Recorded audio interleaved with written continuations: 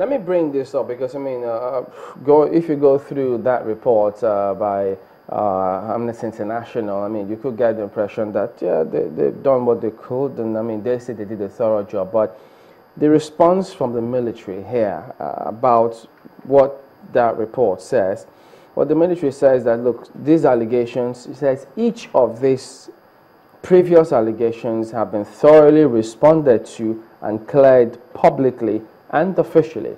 And then they say the title down to the body of the allegations smacks of extreme bias, which the military thinks it's kind of disturbing. But then they note one thing where they say that there has been a joint investigation team which was set up by the defense headquarters as part and parcel of efforts to ensure that no detainees suffer unjustly.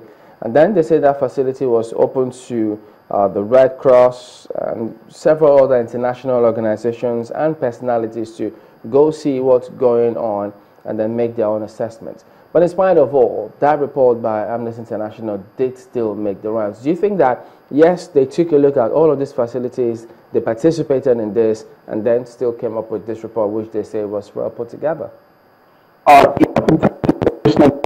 Crystal did not mention about did not name all the particular agencies, local, national, and international, that we are involved in this round of investigation.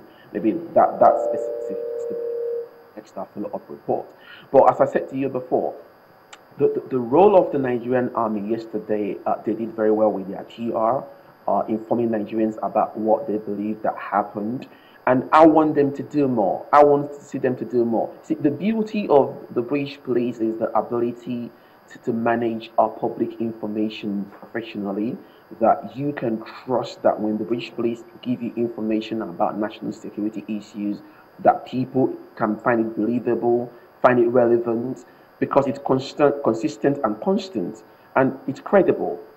I want to encourage the Nigerian Army and the Nigerian police, obviously, to get more involved in creative and suitable kind of public reputation and communication with Nigerians. And you shouldn't be using this only kind of Queen's English. You should be able to break this communication down into the various dialects in Nigeria. Because what we have here is the power of information, the information age, that you don't want to allow external international organizations, not just Amnesty, any other one, to come up with allegations that could cause trouble or division in Nigeria. So I think the army has done well, but I don't want them to stop in that. I want them to start having a research institution that look into all this kind of crisis, get themselves proactively ready and not being reactive to wait for when this thing happens.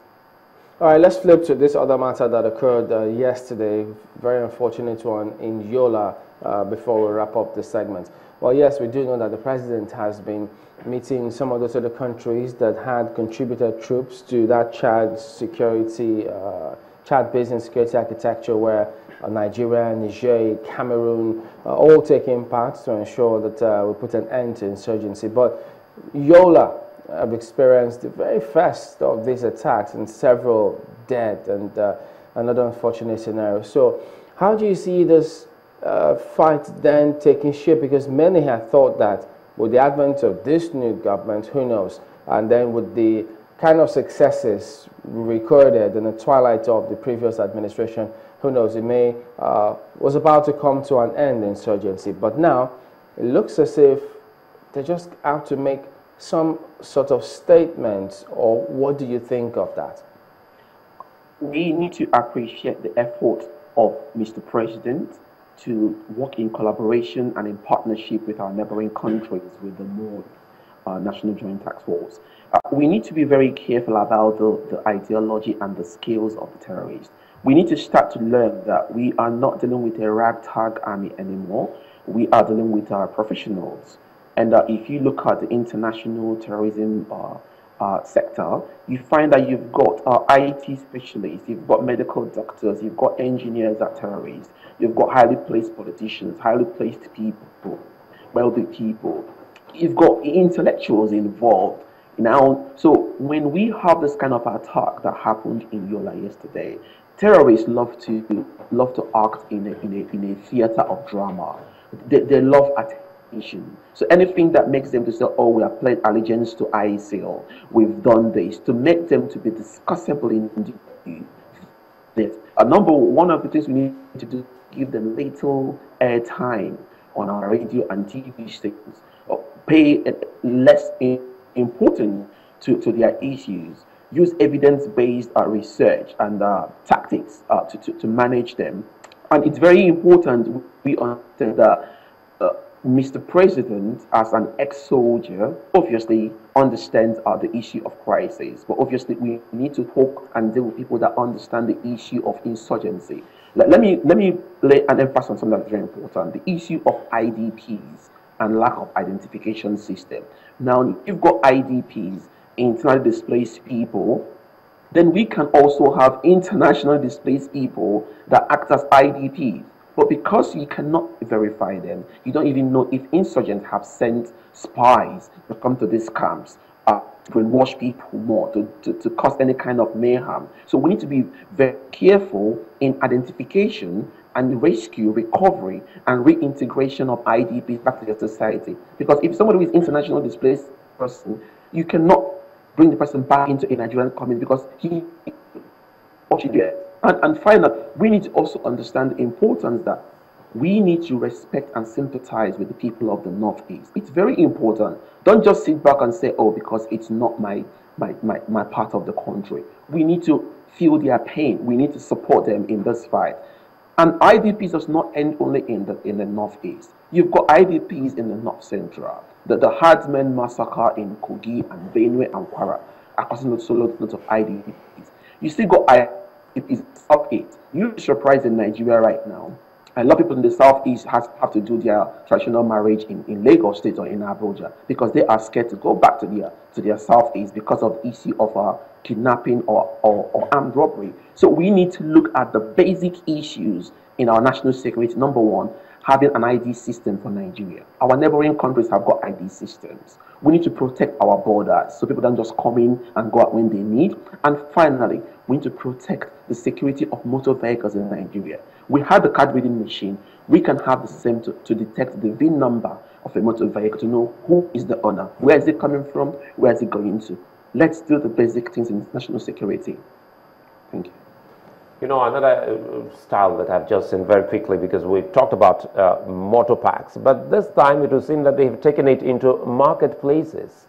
How can the people also help in identifying or preventing such happening in markets?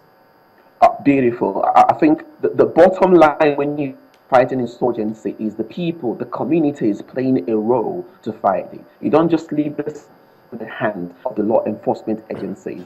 We need the communities that come on board. We need to have the community leaders come on board. We need to have the religious leaders come on board so we can be able to give information to the agencies to be able to help for. Now, when you see somebody carrying a funny-looking rucksack, a funny-looking bag, because the Nigerian system, you can never verify if that bag contains 2 bags of yam or if it contains IED. So one has to be careful when you go and where you go to start to avoid those kind of hot spots that's got loads of people around there. We need to be careful to choose our routes to walk and where we walk. We need to be our brother's keeper. We need to be able to inform and work with the law enforcement agencies and the law people to be more welcome into Nigeria. They need to stop the idea of using too much force, too much suppression, too much intimidation.